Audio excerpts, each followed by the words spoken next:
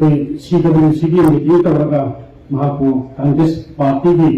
president हाकिबा नुमित असिबु निंसिंगनबगी दमक अखोइगी मणिपुर की leader अहुम हाइतारे selfie Shri ओकम बिजोगी अदुगा Congress की असिगी president के रेखचंद्र सिंह अदुगा CWC की मेंबर श्री के खंगम जी मुकोई अहुमक कर्नाटका चतुना कर्नाटका की हेडक्वार्टर पांथोक्लिबा थौरम असिबु यावनाबगीदमक मुकोई अहुमसु कोइलांग कर्नाटका थोंग्राबनी अदुगा इबोइना नसी कोई मणिपुरदसु हारिबा थौरम असिगिबु पांथोक्लिबा असिगी थौरम असिगी ने कांगम सीबीएसई फंफंदा सिंदिबा आई अंकल श्री निंगलपंदबदा डॉक्टर थोसोम मैना सिंह बो हाममत दाई थोरबुचरी मोइना नसी दाई स्टेडियम सिंदिबा हानिगी मिनिस्टर सु इबेनबा श्री अगियांबा श्री समूह एनआईसी दाई अदु सिंहतन ओनबसे अदना अमदि कोइयांबा working president Shri Victor ex MLA अदुगा अगियांबा श्री मरांग एसीगी एक्सएमएलए शरद लोलोना एक्सएमएलए सी अदुगा कांग्रेस की president vice president president secretary हारिबा कांग्रेस की थौपुबा ऑफिशियलसी अमदी केंद्र पूर्ववर्ती लेंगेरिबा भाई खिबी पुनमक इमाइडेलिसेशन पुनमक अमदी मरुना नसीगी प्रेस मीडिया की सिंगिना भाई खिबी पुनमक कुसोइना इकाई पुनमक उचरी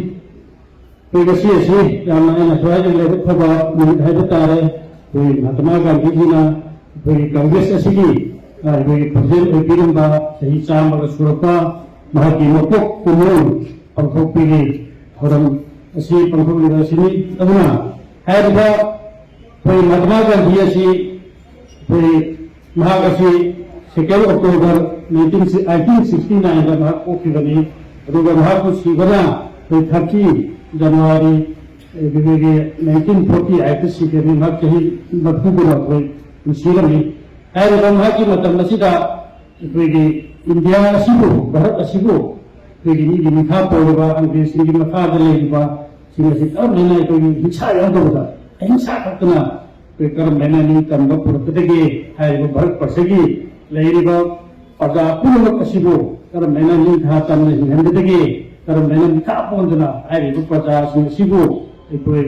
पुनमक असिबु करम लेना एकोय नुआय याइपना थंगरि हाइबो वखलंदा तुम्बा चाबा एया कौथोपना महाकी चादबा कया तुमदबा कया महाकी फुरित यावदबा महाकी सम पुराण हैता मसागी मासे चाबो चाबो मादो माइ बिदम दि उरुदा अदुना लेरिबा पुनमकसिंग कौथोपना हुंदोपना सेनिबा फिएम सेतरिबा चानिबा इंसान हाव बनसा दरिबा आइगी प्रजा नुआय तुमदो कोटनदम दिरंबा असिबो कसुलेतबा एकता हरि हाइतारि कलेक्टर होबा खरादगी महाकसे इसी इसमें लंसन गुरुतबा हाकी लम खांग है लम खांग नई तापगा थोरम से तब अमना थीने सिंगबा फतबा भारत पसगी